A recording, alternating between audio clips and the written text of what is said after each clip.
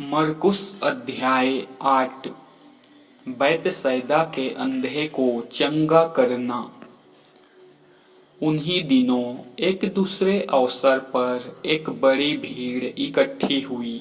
उनके पास खाने को कुछ नहीं था। यीशु ने अपने शिष्यों को पास बुलाया और उनसे कहा, मुझे इन लोगों पर तरस आ रहा है, क्योंकि इन लोगों को मेरे साथ 3 दिन हो चुके हैं और उनके पास खाने को कुछ नहीं है। और यदि मैं इन्हें भूखा ही घर जाने देता हूँ तो वे मार्ग में ही ढेर हो जाएंगे। कुछ तो बहुत दूर से आए हैं। उनके शिष्यों ने उत्तर दिया, इस जंगल में इन्हें खिलाने के लिए किसी को पर्याप्त भोजन कहाँ से मिल सकता है। फिर यीशु ने उनसे पूछा, तुम्हारे पास कितनी रोटियां हैं? उन्होंने उत्तर दिया, 7। फिर उसने भीड़ को धरती पर नीचे बैठ जाने की आज्ञा दी और उसने वे 7 रोटियां ली, धन्यवाद किया और उन्हें तोड़कर बांटने के लिए अपने शिष्यों को दिया और फिर उन्होंने भीड़ के लोगों में बांट दिया।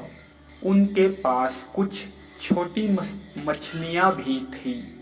उसने धन्यवाद करके उन्हें भी बांट देने को कहा।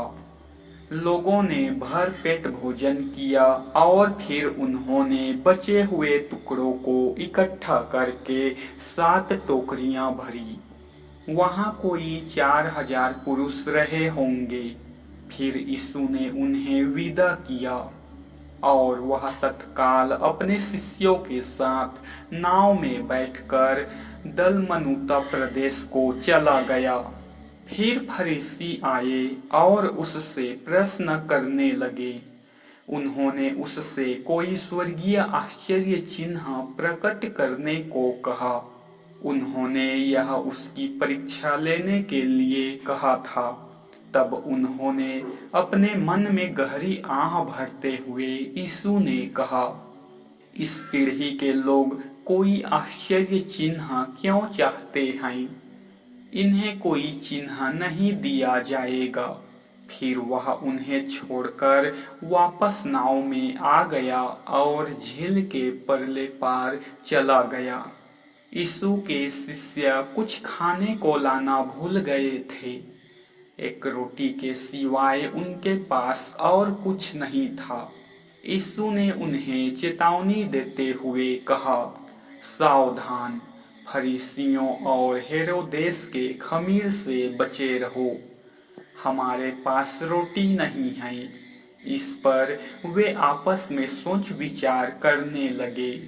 वे क्या कह रहे हैं, यह जानकर यीशु उनसे बोला, रोटी पास नहीं होने के विषय में तुम क्यों सोच विचार कर रहे हो? क्या तुम अभी भी नहीं समझते बुझते? क्या तुम्हारी बुद्धि इतनी जड़ हो गई है? तुम्हारी आंखें हैं, क्या तुम देख नहीं सकते? तुम्हारे कान हैं, क्या तुम सुन नहीं सकते?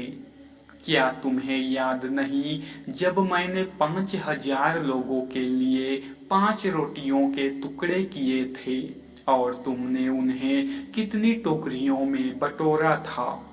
12, उन्होंने कहा।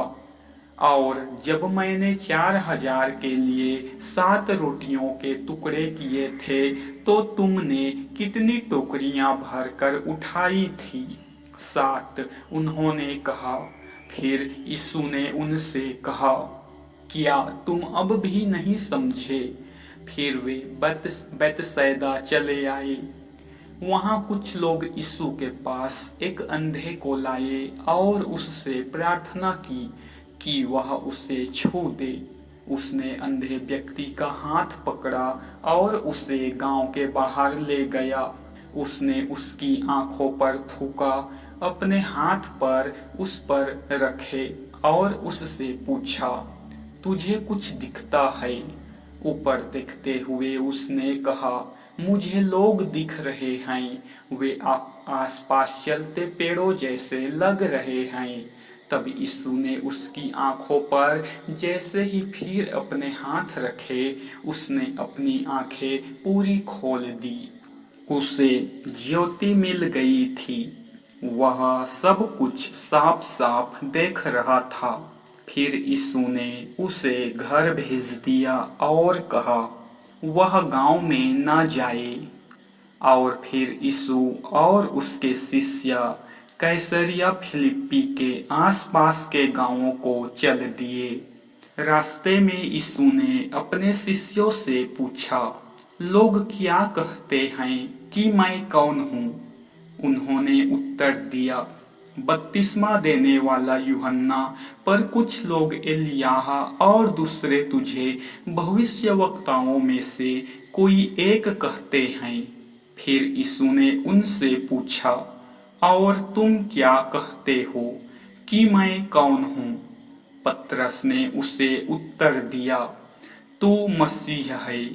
फिर उसने उन्हें चेतावनी दी कि वे उसके बारे में यह किसी से ना कहे, और उसने उन्हें समझाना शुरू किया, मनुष्य के पुत्र को बहुत सी यातनाएं उठानी होंगी, और बुजुर्ग, प्रमुख याजक तथा धर्मशास्त्रियों द्वारा वह नकारा जाएगा, और निश्चय ही वह मार दिया जाएगा, और फिर तीसरे दिन वह मरे हुओं में से जी उठेगा। उसने उनको यह साफ साफ बता दिया। फिर पतरस उसे एक तरफ ले गया और झिड़कने लगा, किंतु यीशु ने पीछे मुड़कर अपने शिष्यों पर दृष्टि डाली और पतरस को फटकारते हुए बोला, शैतान, मुझ में से दूर हो जा, तू परमेश्वर की बातों से सरोकार नहीं रखता, बल्कि मनुष्य की बातों से सरोकार रखता है।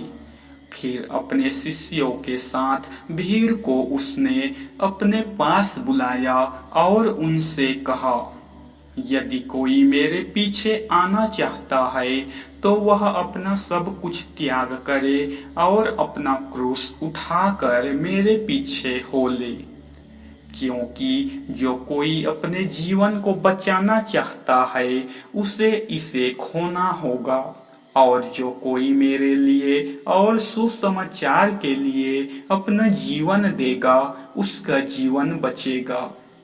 यदि कोई व्यक्ति अपनी आत्मा खोकर सारे जगत को भी पा लेता है तो उसका क्या लाभ? क्योंकि कोई भी व्यक्ति किसी वस्तु के बदले में जीवन नहीं पा सकता।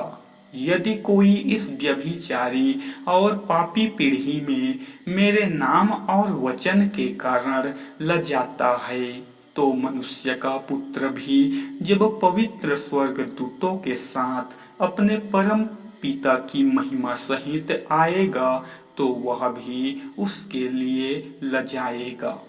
इस प्रकार से प्रभु यीशु मसीह ने अपने शिष्यों को झिड़कते हुए समझाया और अपना महिमा दिखलाया। जय मसीह की।